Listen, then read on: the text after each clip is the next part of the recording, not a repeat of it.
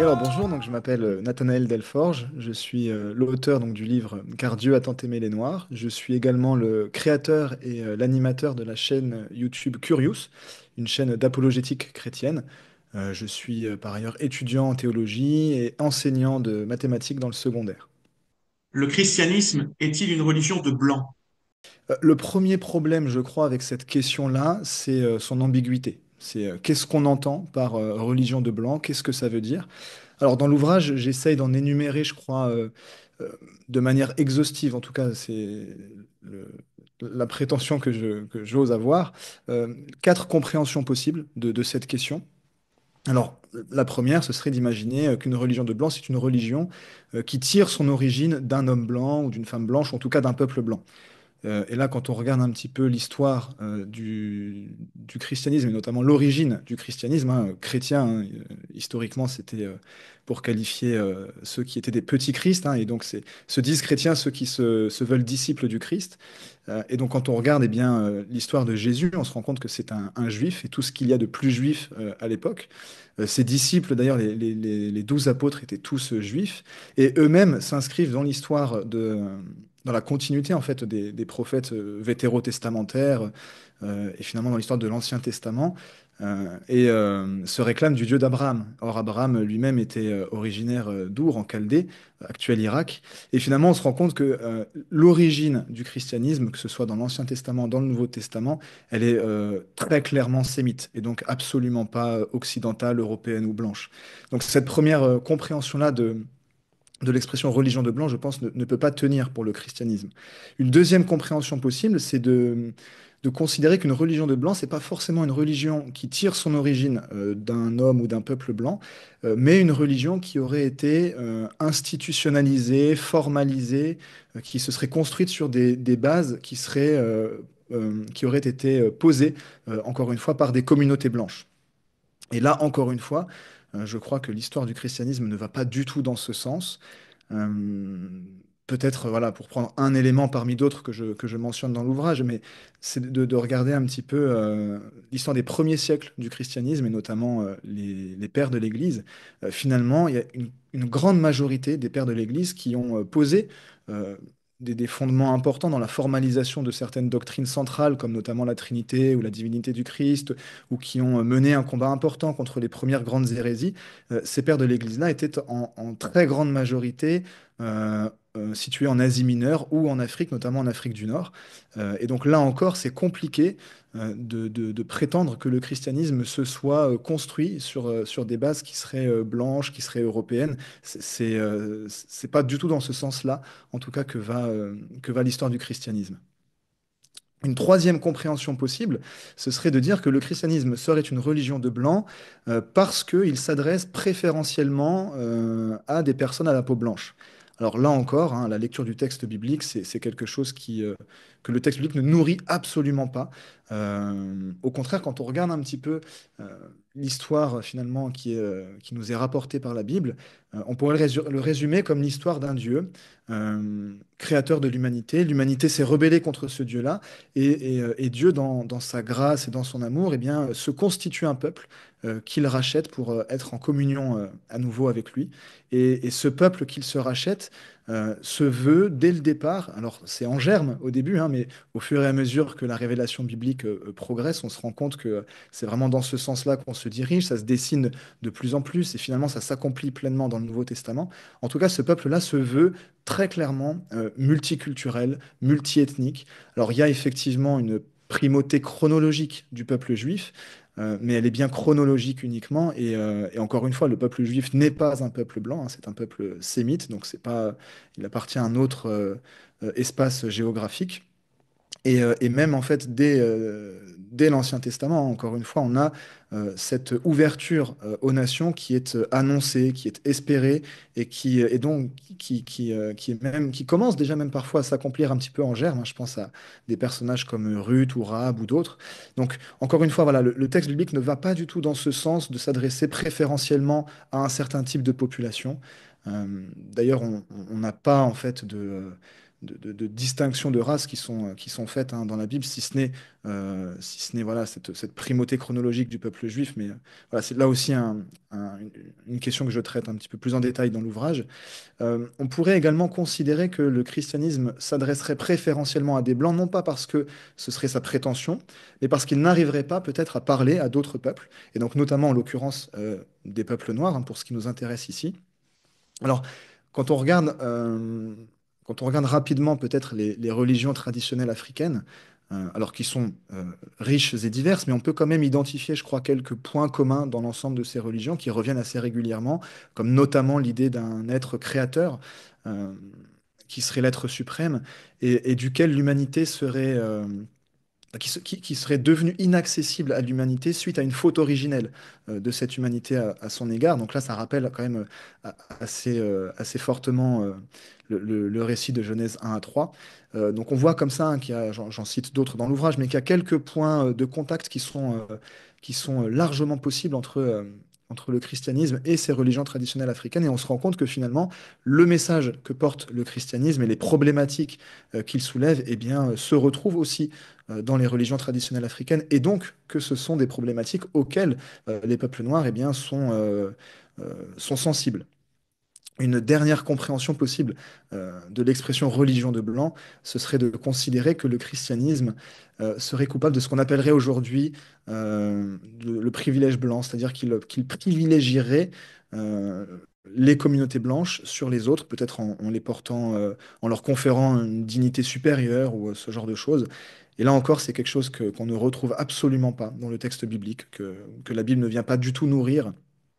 Au contraire, il y a pléthore de versets, j'en énumère un certain nombre dans l'ouvrage, hein, mais qui vont dans le sens et qui disent explicitement que Dieu ne fait pas de favoritisme. C'est complètement prendre le texte à l'envers et c'est lui faire dire ce qu'il ne dit pas que de considérer que la Bible, à un moment donné, aurait maudit les peuples noirs. Mais voilà, je m'arrête là peut-être pour cette première question. Maintenant, en quelques mots, quelles sont les racines africaines du christianisme? Sans aller peut-être jusqu'à dire que, comme certains le prétendent, et je pense qu'ils vont trop loin, sans aller jusqu'à dire que le christianisme est une religion africaine, je crois qu'on c'est tout aussi faux, hein, parce que j'ai déjà donné des éléments en ce sens, de considérer que le christianisme serait une religion européenne. Alors c'est vrai qu'au cours de l'histoire, voilà, il y a eu de nombreux siècles pendant lesquels le christianisme et l'Europe ont été fortement liés. Et on a tendance à penser du coup que finalement, eh bien, l'Europe enfin que le christianisme a des racines européennes. Et en fait, quand on regarde là encore une fois l'histoire du christianisme primitif, ou même déjà dès le Nouveau et même l'Ancien Testament, on voit finalement qu'il y a des éléments africains hein, qui sont fortement présents. Je pense dans l'Ancien Testament peut-être à un personnage comme Phinéas, dont le texte nous invite à considérer qu'il puisse être très certainement d'origine africaine.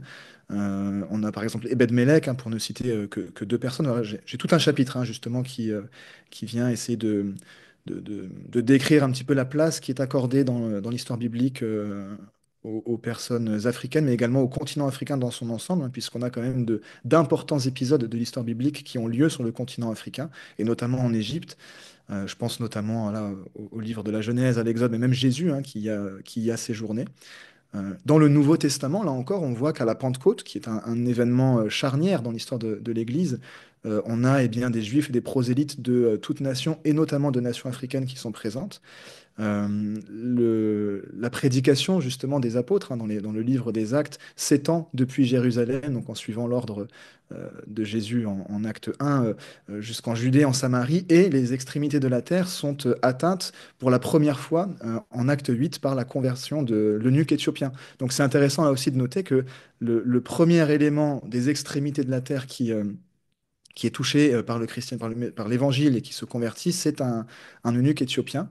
Et ensuite, donc, je parlais tout à l'heure hein, de l'impact des pères de l'Église dans la formalisation de dogmes importants du christianisme comme la Trinité ou dans la lutte contre les hérésies. Et là, c'est intéressant de noter qu'on a aussi un nombre important de pères de l'Église hein, qui étaient d'Afrique du Nord. Je pense notamment à Augustin, Origène, Tertullien ou encore Athanase et qui ont joué un rôle très important dans, dans cette formalisation de la doctrine chrétienne. Et donc finalement, on se rend compte que bien avant que le christianisme soit si intimement lié à l'Europe, eh bien, il s'est, même quand ça a été le cas, finalement, ça a été sur des bases qui ont été posées, notamment par des pères de l'Église qui étaient d'origine africaine. Et c'est peut-être dernier élément avant de passer à la question suivante. euh, un, un homme aussi important dans l'histoire du christianisme que l'apôtre Paul lui-même, en fait, a été envoyé en mission donc par l'Église d'Antioche, on le voit en Acte 13, par un certain nombre de leaders de l'Église, dont au moins deux, enfin, dont deux personnes qui étaient donc l'une d'origine africaine dite directe, et l'autre qui venait, qui avait aussi un lien donc avec le continent africain. En quoi le message de la Bible peut-il être émancipateur pour les Noirs? Oui, alors c'est pas une question que j'aborde directement dans le livre, en tout cas c'est pas une question que je pose dans ces termes-là, mais c'est vrai que le projet du livre, il naît aussi de ce qu'au cours de l'histoire, les peuples noirs aient largement souffert d'un comment dire, d'un christianisme vicié, dévoyé et corrompu. Je pense notamment à l'esclavage, hein, qui s'est voulu à un moment donné justifier bibliquement, ou même la colonisation qui s'est à un moment donné aussi teintée de justifications religieuses et notamment bibliques. Donc c'est vrai que malheureusement, on ne peut que reconnaître que les peuples noirs ont grandement souffert au nom du christianisme. Alors après, voilà, dans l'ouvrage, j'explique à chaque fois, hein, dans les chapitres qui sont consacrés à l'esclavage, dans les chapitres qui sont consacrés à la colonisation, au racisme, à la malédiction de Cham, etc., j'explique en quoi est-ce que euh, il s'agissait justement d'un dévoiement du christianisme et d'une lecture biblique qui allait à contresens complètement de ce que les textes disent, en fait, hein. Mais c'est intéressant de noter que, peut-être pour prendre le cas un peu paradigmatique de l'esclavage, euh, que là où l'institution esclavagiste s'est servie du texte biblique pour se justifier, pour trouver une caution morale et religieuse, ça a été dans un second temps. C'est-à-dire que les arguments religieux n'ont jamais été à l'origine de l'institution esclavagiste, mais ils sont venus dans un second temps pour justifier quelque chose qui avait déjà lieu pour d'autres raisons, d'ordre notamment économique, mais voilà, l'argumentation biblique et religieuse est venue dans un second temps pour justifier l'institution esclavagiste, tandis elle est venue plutôt, pour le coup, dans un premier temps, elle a été moteur de la lutte anti-esclavagiste. Alors, ça n'a pas été le seul élément qui est mené à l'abolition de l'esclavage, évidemment, mais ça a été un élément pionnier. Là où pour l'institution, ça a été dans un second temps, pour la lutte contre l'institution esclavagiste, ça a été un élément pionnier. Et c'est, je crois, lourd de sens parce que justement le texte biblique, eh bien, nourrit et défend quelque chose qui va complètement à l'encontre de l'esclavage. Je parlais tout à l'heure de l'égale dignité devant Dieu de tout être humain et du fait que porter atteinte à un être humain, quel qu'il soit, en le soumettant à l'esclavage ou comment dire, en se montrant coupable de racisme à son égard ou à travers la colonisation, etc., on en vient en quelque sorte à porter atteinte à son créateur directement. Donc, le christianisme et la Bible fournissent effectivement des éléments qui permettent de lutter contre ces différentes institutions qui ont causé tant de tort et tant de souffrance au peuple noir dans l'histoire. Et au-delà de ça, même aujourd'hui, enfin, sans tomber hein, dans le cliché d'une Afrique miséreuse, parce que ce serait faux, euh, c'est à bien des égards, je crois, un continent particulièrement riche mais qui peut-être est aussi victime de sa richesse, hein. Je pense notamment à la corruption de certains de ses dirigeants, à l'avarice aussi des différentes puissances mondiales, notamment des puissances occidentales, mais pas que. Euh, et tout ça sont des choses aussi qui vont participer de diverses souffrances actuelles aussi des peuples noirs sur le continent africain, ou même d'ailleurs de la diaspora noire dans d'autres pays, hein. On voit euh, combien eh bien, certains Noirs peuvent être victimes d'un racisme particulièrement violent dans certains pays.